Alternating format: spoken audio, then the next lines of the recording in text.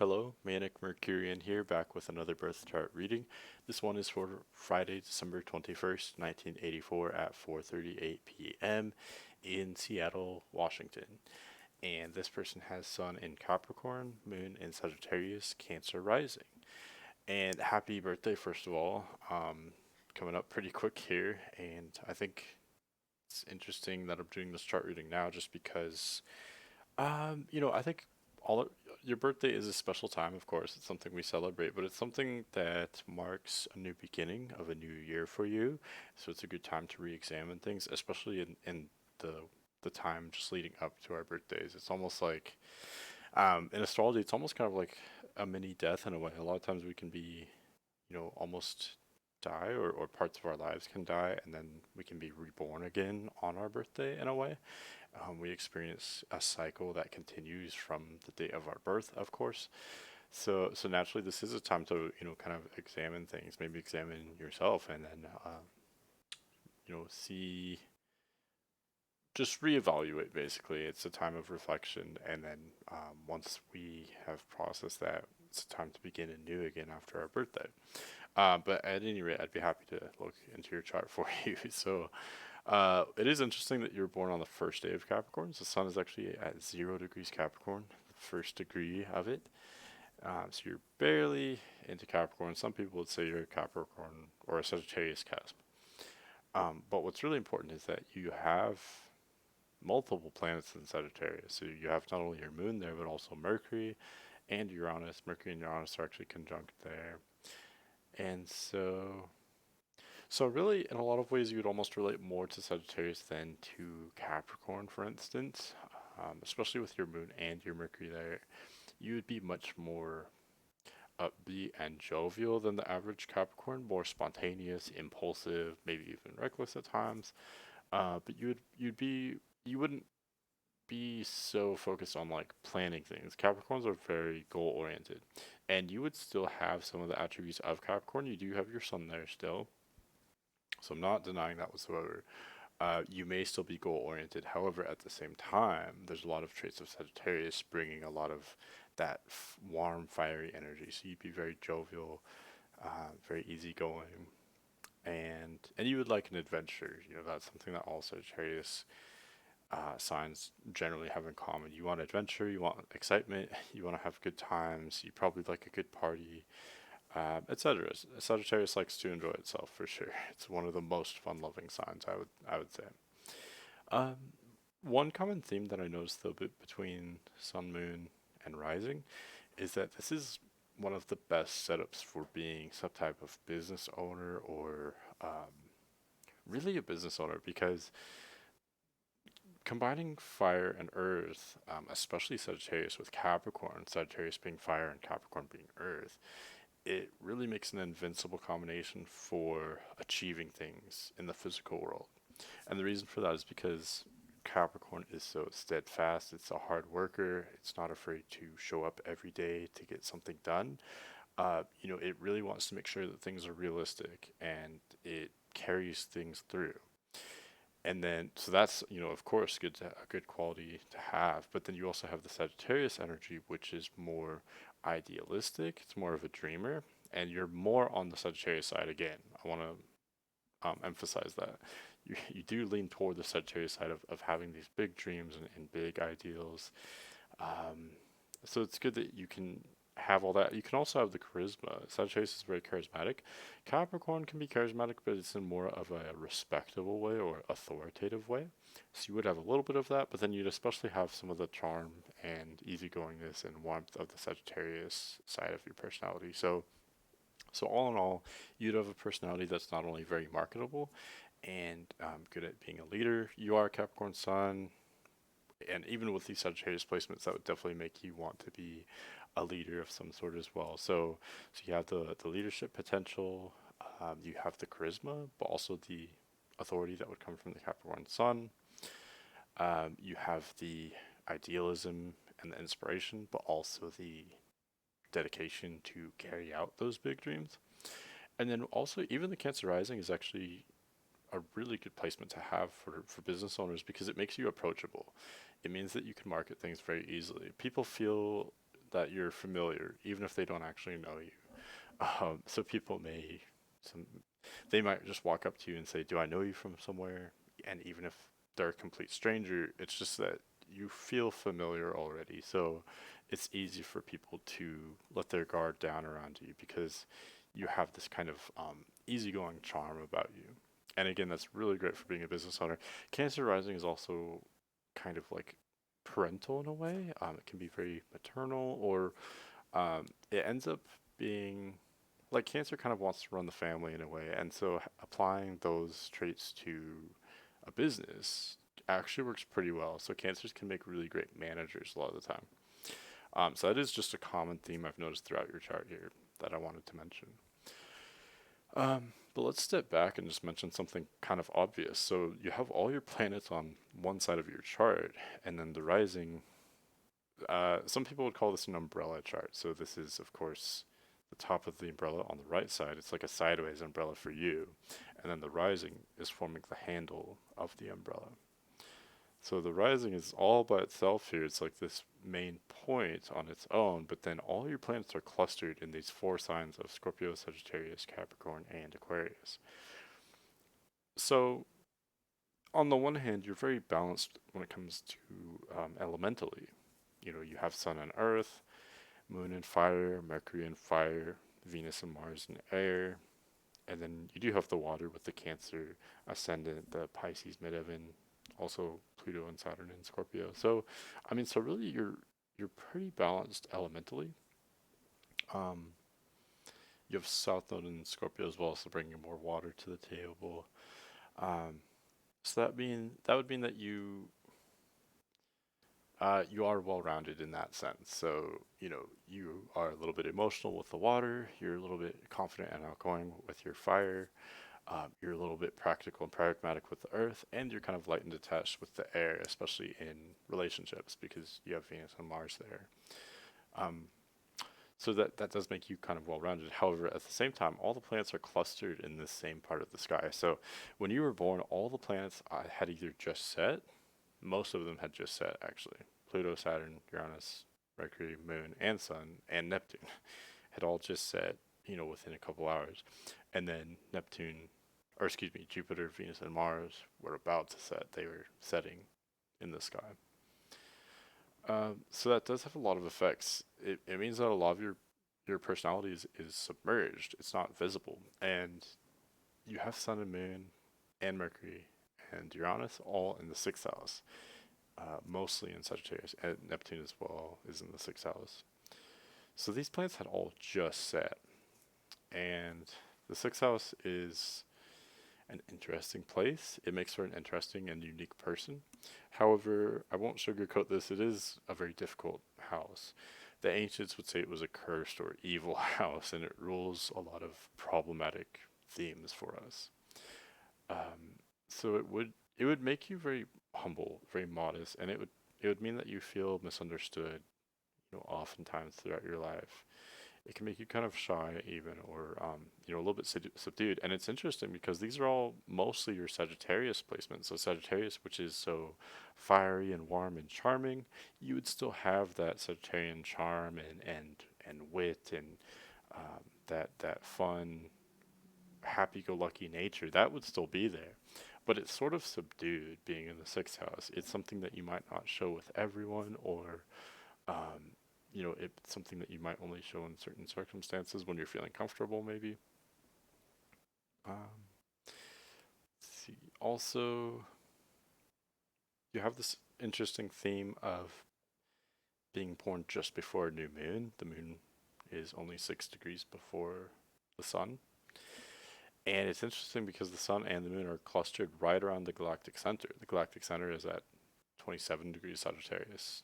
And with your moon at 24 degrees Sagittarius and your sun at 0 degrees Capricorn, your sun and moon are clustered right around the galactic center. And this to me would indicate potential for psychic abilities. So you may have had like dreams or psychic phenomena throughout your life. Being a Cancer rising, it may pertain to family. Um, let's see. South Node in Scorpio could be very intuitive, but can also be very paranoid. So um, you could be, I mean, it can be difficult sometimes having these like psychic abilities because sometimes it can make you feel crazy, and you might not be able to discern whether it's real or not.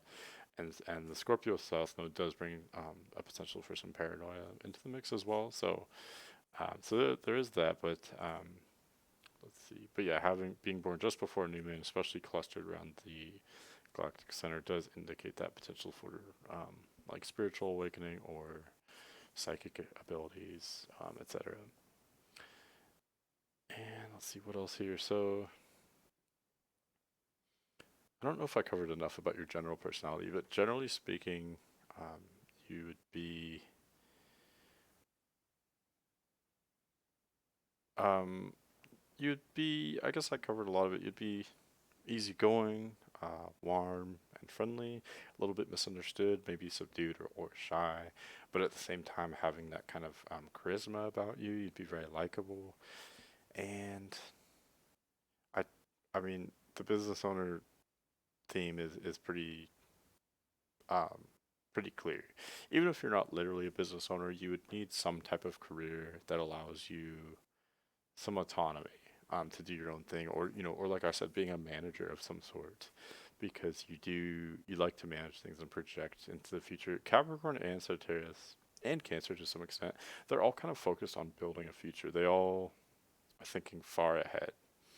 And again, you'd be very idealistic. So you do want to plan things in a not in a Virgo type of way of like figuring out every detail, but you want to build a new dream. Again, you have that idealism, so you're very focused on goals and ambitions in that sense. Let's see what else here. Let's talk about your. Mm, well, let's kind of jump around here. So the rising is in Cancer, so that means that your chart ruler is the moon in sixth house Sagittarius. So this is by far the most important part of your chart, I would say, not only because your sun and your moon are here and your Mercury, among also with Uranus and Neptune in the sixth house, but also you have Uranus, Mercury, and the Moon all in sixth house Sagittarius, and your chart ruler is the Moon in sixth house Sagittarius. So there's this huge emphasis on this one area, and again, it's that warm, cheerful, idealistic, outgoing, spontaneous, maybe even reckless side of Sagittarius. Excuse me. Um, but it's also something that would make you kind of philosophical, or you'd be open to the kind of the more wild concepts or people or activities. Um, but again, all this is kind of subdued. It's in the sixth house, so you might feel shy at the same time. You might. It's this kind of interesting combination of being impulsive and spontaneous, but also having a tendency to overthink everything at times. Um, and also, sixth house Sagittarius is very much focused on reality. So you're very much in the real world. I wouldn't see you as being super connected to like technology per se, or you'd want to be doing real things. So like I don't know, being like physically active, or maybe like building something, especially providing a service. Success is very focused on service toward others. So you'd want to be working, or doing something to help someone else, or like building something, creating something. Again, maybe being physically active, but you want to be doing something where you're in your body, having a real experience. uh, I wouldn't see you as being maybe someone who's like on your phone a lot, or playing like video games or what have you. You want those like real physical experiences. Sagittarius is so physical, especially being put in the sixth house. Um, Definitely have that physical nature about you. What else? What else? So let's talk about with relationships. So you have Venus and Mars in eighth house Aquarius and Capricorn Descendant. So having both your Venus and Mars in the same sign, it means that this Aquarius, eighth house Aquarius, is very much your approach to relationships. Um, and it's interesting. So being in eighth house Aquarius, This would mean that you're not super expressive in relationships. Eighth house is a sleepy house. It's almost like when the sun transits the eighth house, we feel like a nappy time of energy. We feel a lull in the energy. And so with your Venus and Mars there, especially in Aquarius, which can be like, yes, Aquarius can be eccentric and rebellious, but people forget that Aquarius is traditionally ruled by Saturn, and it's not always super expressive, especially emotionally. Having Venus and Mars, which are these planets of romance and desire in eighth house Aquarius, I would interpret that as meaning that you're not always sure exactly what you want, or even if you do know what you want, you don't feel confident expressing it. You feel a little bit maybe shy, or you're just not sure exactly how to put it. And I would read these placements as suggesting that you could come off as maybe cold or detached romantically, but really you're not. It's just that you're not sure how to express those types of, emotions or desires or themes. You do have, these Sagittarius placements, which again are so focused on physicality and realness, and you have Cancer rising, which would mean that you want that closeness with other people, physically and emotionally and mentally. You want, you really enjoy meeting new people and connecting with new people and getting close with people. So you would very much desire that closeness. However, at the same time, with your general relationship style or approach, you'd find it difficult to express yourself. So hopefully that makes sense. And then talking about your descendant, which is also very important for compatibility, especially long-term compatibility. It would mean that you would be the Cancer. You are, excuse me, you would have a Cancerian role in your partnerships and romantic relationships. So you would be either the baby or the mother. And it's interesting because people with Cancer placements can sometimes be both. So you might be someone who's very nurturing in a relationship, very emotionally nurturing and supportive, and providing that closeness and that comfortability. But you're also someone who wants that in return as well. You might be a little bit codependent, especially with the South Node in Scorpio as well. You really, really want that closeness with other people. So you know, there's a give and take there where you desire that attention and that closeness from someone. You want to be the center of attention for them, not in a Leo outgoing like party type of way, but in a really soft, private, like nurturing way. You want, like Cancer rules the mother baby relationship, and in that relationship, for both of them, the other one is the most important thing in the world. Um, for a baby and their mother, they're both the most important thing, and they're both so close to each other physically, emotionally, mentally. So that's the closeness that you would want in a relationship, that you would offer and that you would desire as well.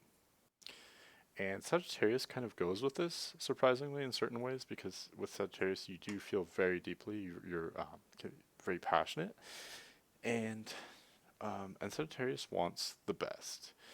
Sagittarius is opposite Gemini. Gemini is so scattered, but opposite that, Sagittarius likes to delve into things. It shoots its arrow of truth or what have you, but it delves deep into things. Sagittarius is 100 or nothing. Um, so you would very much want that loyalty and that, I want to say consistency. I don't know if that makes sense, but you definitely want that closeness in a partner for sure. But the type of person you would attract would be a little bit different. They would definitely be less sensitive than yourself. With Venus and Mars and Aquarius, you'd be attracted to an Aquarian type of personality. So this to me would mean you really want someone unique. You want a unique thinker, someone maybe intelligent, or someone with unusual thoughts or beliefs or ideas, someone with an unusual mannerisms. You really want someone, unique and interesting, and you want to go on adventures with that person with all your Sagittarius placements. And then with your Descendant in Capricorn, you want someone who's also very practical, pragmatic, maybe someone hardworking or someone who kind of takes things seriously. And you would want someone who is kind of the leader in the relationship. So you wouldn't You might initiate in the relationship in sort of subtle ways. Being Cancer rising, you might initiate in indirect ways, but you would want a partner who initiates in much more direct ways. Someone who's the leader, someone who is the more responsible one, maybe who's older or like more mature, or just who takes care of things on a physical level, if that makes sense. You know, makes sure that everything is going well, like financially or I don't know, physically. Uh, Someone who's like planning things, making sure everything's running smoothly, if that makes sense. So you'd be attracted to someone with Earth and or air in their chart, probably both. Um, Earth is very important, but air is as well. You know, with the Venus and Mars both in Aquarius, that's a very strong theme there as well. So you'd be attracted to someone kind of cool, calm, and collected, someone a little bit detached, someone practical, someone intellectual, kind of cerebral. Let's see. Okay. What else? What else? Not sure what else to cover, to be honest. You have your South Node in Scorpio, so let's see, and then IC in Virgo. IC in Virgo suggests that your childhood, you wanted to read a lot, you wanted to learn, you're very curious, very studious. Um, it indicates a child that's kind of focused on learning. And the interesting thing is that as you mature, it turns into this Pisces midheaven, which is very different. Your structure when it comes to your career and your work style is very unstructured, and your did I just say that right?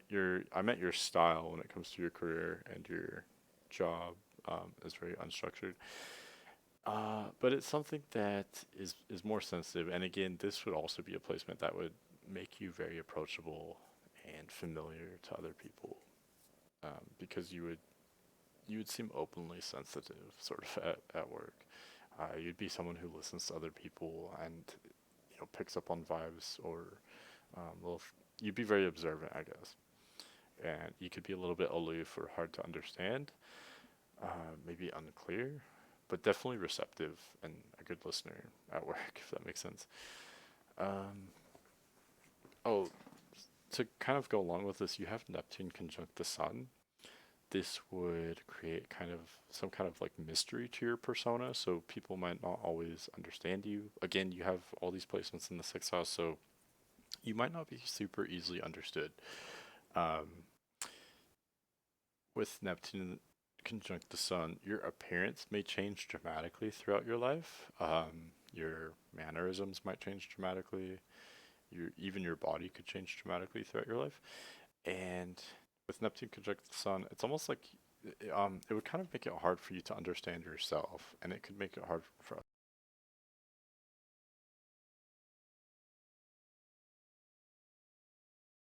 your ego and your identity is not really solid, and that's kind of funny saying that to a Capricorn Sun, but for you it's true because you have such an influence on Sagittarius, and then with Neptune conjunct the Sun, there's a lot of ambiguity to your identity, and that can make you feel crazy at times. It could be hard because I think you'd be very sensitive. You would pick up on your surroundings so much, with not only Sun conjunct Neptune, but also all these planets in the sixth house, and your Cancer rising, and your Pisces midheaven, and your South Node in Scorpio. There's a lot of things pointing to this really high heightened sensitivity. You'd be sensitive to other people, or um, just I don't know, anything kind of going on around you. You would really take that in, especially with Neptune conjunct the Sun. You'd almost be like a chameleon, or um, you'd kind of just again, you're almost like a shapeshifter. So you kind of just mold, you know, this fluid personality of yours into the set of circumstances that you're experiencing. With Lilith and Taurus, that would make you very sensual, and that can make you attracted to Earth partners as well, people with Earth in their chart. So that's definitely a theme, being attracted romantically or sexually with people who have Earth and air in their charts. So that would be Taurus, Gemini, Virgo, Libra, Capricorn, or Aquarius. I know that's a lot of signs, but I would definitely think that someone that you'd be really attracted to would have a lot of those signs in their chart. Okay, South Node in Scorpio, it indicates being codependent. It's not all bad though, so it indicates someone emotionally deep and complex, someone who's kind of interested in like counterculture ideas or activities. You'd be interested in unusual like information or people. And it would also indicate that you come from this kind of like crisis mentality, like you never really feel secure, especially at a young age. Like you always felt like there's this crisis looming, or I don't know, things felt so unstructured when you were young, and that was hard for you because you actually wanted structure, you wanted security, and you felt emotionally out of control at a young age. And as you grow up and mature, you'll move more and more into your North Node in 11th house Taurus. So this would suggest that, especially after age 29, 30, you'd make a lot of progress in working to become more independent, because that's something that's hard for you, being Cancer rising with South Node in Scorpio. Um, you you feel out of control when you're not with other people. You also have Sun and Moon very close to the Descendant. So all of this would suggest codependency. So you feel like without other people, you almost don't even exist, or you don't even have an idea of who you are. So it's very important to you to have a strong structure of people in your life, because your sense of identity in itself entirely depends on it. You just absolutely need that, if that makes sense. Um, and this area of fifth house, mostly fifth house Scorpio, is very challenging for you. You have South Node, Pluto, and Saturn all there in this area. And fifth house Scorpio is a very expressive place. It's very sexual. It's very passionate, and so it might be hard for you to experience these themes, especially at a young age. With South Node, Pluto, and Saturn, all these things take time. They take a lot of time, and especially all piled together like that, it may take a lot of time for you to grow in this area, because it is very challenging. I'm not going to sugarcoat that. It might be challenging for you to express yourself, maybe sexually or maybe just emotionally. Also, it might be hard for you to feel like a kid. You do have those Sagittarius placements that want to have a good time and want to be kind of reckless and just have fun. But at the same time, especially as a child, it's almost like you never felt like you could be a kid, like you couldn't have fun. Um, like you weren't allowed to be a child almost. Hopefully that makes sense. But so as a result, it's almost like you couldn't express yourself. You weren't allowed to be like silly or goofy. You had to just kind of like cover that up and be more serious. You felt like so again. This is something that it will take time. I could see this even taking past your Saturn return, because again, with Saturn and Pluto, these are very slow planets. They take a lot of time. Saturn, with Saturn being there, that would suggest this is something that you would make a lot of progress right around the age of 29, 30. And I'm not denying that. I definitely think that's still the case. However, this would take time, and a lot of it would take in well into your 30s, I would think, because having South Node, it's a really challenging mix of all three of these planets being there, basically. Uh, but the silver lining is that this would be extra rewarding later in life. It may take time. I heard an astrologer say that Saturn is kind of like the Thanksgiving turkey. It's something that like takes a lot of time. I'm probably butchering this allegory or comparison, but it's something that takes a lot of time, but then it's really, really good at the end, and it's something that you can't take out early, otherwise it'll be awful. Or you might be really hungry waiting for it, and it's not pleasant, waiting for these parts of your life to click for you. But once they do later in life, it's extra rewarding. You'll be extra good at these things, so you'll be more expressive and more confident in these areas later in life. It just takes time. Okay. Wow, I already covered it a lot, but I don't feel like it's been very long. Oh, you have Mercury retrograde. Most of your planets are direct. In fact, all of them are, except for Mercury. So generally, you would be kind of a linear person, thinking very directly. However, Mercury, which rules your intellect, is retrograde. So having Mercury retrograde in sixth house Sagittarius would mean that you see things backward, almost like you have a different learning style, especially with Mercury in detriment in Sagittarius. You think in a very unusual way, and so it might be hard for you with school. I think having IC in Virgo means that you would be intelligent, you would want to learn, but having Mercury in sixth house Sagittarius and it being retrograde, you just think in a very different way. You might have the answer to a problem, but not know how you got it, or not know how to explain how you came to that answer, because that's your whole style of things. You would just see a problem or a situation, a movie, a machine. You would see it, and you can just see all the parts. It's almost like you could take it apart in your mind. You can go backward almost, and so it's interesting because it sort of allows you to see the future in some ways. You'd be very intuitive in a lot of circumstances with this placement. But it would make you hard to understand though because the way you do this is very unusual. It's not what like most people do, or it's not the quote unquote normal way of thinking or communicating for that matter.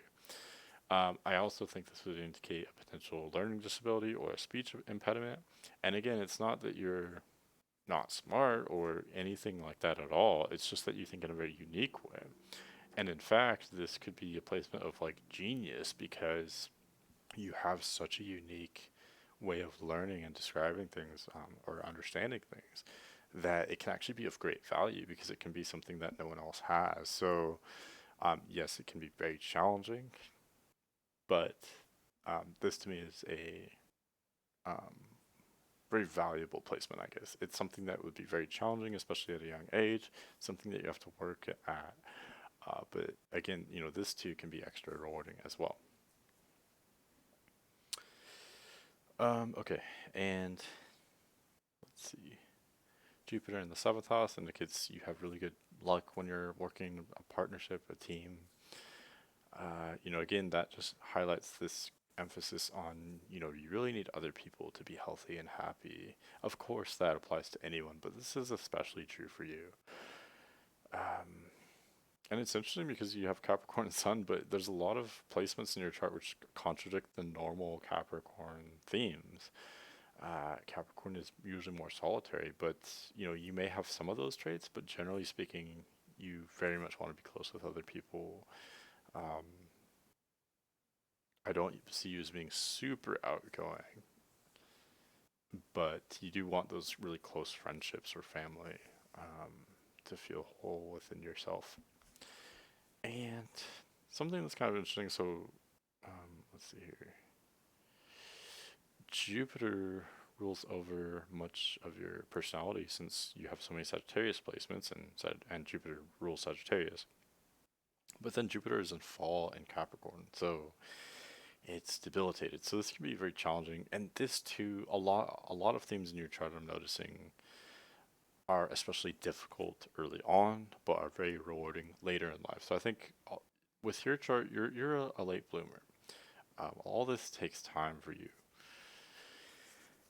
Um, and this might sound a little bit contradictory, but the combination of having Sun in Capricorn with Moon in Sagittarius would mean that you would pick up on things very quickly at a young age. You would learn, especially in regard to like adult things like law or like finance, or just communicating with adults. You would pick up on things very quickly. However, at the same time, you would have these huge challenges in your life and in your personality that would take you a lot of time. So you are still a late bloomer. But I do think that once you get past these initial challenges, a lot of these themes are extra rewarding later on. So it does become worth it if you can put in the work, basically. And that is a Capricornian theme that it takes work and it is hard at first, but then you work hard to be a sort of self-made man, I guess you could say, and then later in life kind of reap the benefits of having put that work in, and generally things would become much lighter and less serious. You could almost be more of a kid or more silly, like I said earlier, or kind of upbeat later in life once these initial challenges are past. Oh, I forgot to mention too, you have Uranus conjunct Mercury. So this placement is really, really interesting, really indicative of, I don't want to say genius, but maybe something of that nature. I'm just thinking in a really, really unusual way. Mercury in detriment in Sagittarius 6th house, and it's retrograde, and it's conjunct Uranus with a pretty tight conjunction here. So this would definitely indicate just thinking in a very unusual way. Might also have sudden realizations of a very profound nature. Of course, anyone could have that, but this is especially true for you. The way you think and communicate may dramatically change multiple times throughout your life. And this kind of goes with Neptune conjunct the Sun as well. I think your personality and even your physical appearance will change dramatically throughout your life. Um, okay, what else? I think I covered most of everything. You seem like someone who's very humble, someone who's kind. Six house placements are very kind people in my experience, usually kind of shy. I see you as being maybe shy, kind, humble, having kind of quirky personality, very easygoing, and kind of warm, impulsive at times, spontaneous, someone jovial, having a good sense of humor. That's another thing I forgot to mention. Combining Capricorn with Sagittarius with that Cancer rising can really make someone who has a really fun sense of humor that could range from being really obvious and just in your face, but can also be kind of dry and witty, sarcastic as well. So definitely a potential for some good humor there as well. Um, and I see someone who has trouble feeling secure, like especially like emotionally or with relationships early on. I'm sure you're not the only one who can relate to that, but yeah, again, your chart takes time, I think. So, um, that's kind of what I see. Hopefully that resonates with you, and I'd be happy to hear your input on that, and also just answer any questions you have. Um, but yeah, it's a very interesting chart. I always say that, but it's true. And just want to make sure I'm not missing anything.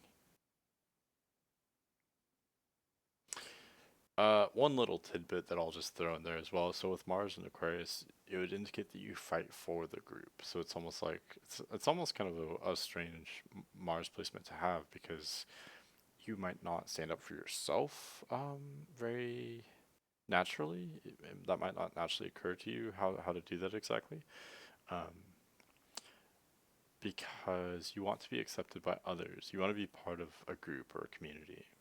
Um, so I think that's important too, not only having like those close friendships, but also becoming a part of a community that is right for you, that shares your same beliefs and that values you, I guess. Anyway, so that's what I see. Definitely beautiful reading or beautiful chart. And thank you for the request. Anyone else who'd like a request, I'm still doing these. You can just email me at manic.mercurian@gmail.com or just leave a comment on one of my videos. But thanks for watching. I'll see you guys later.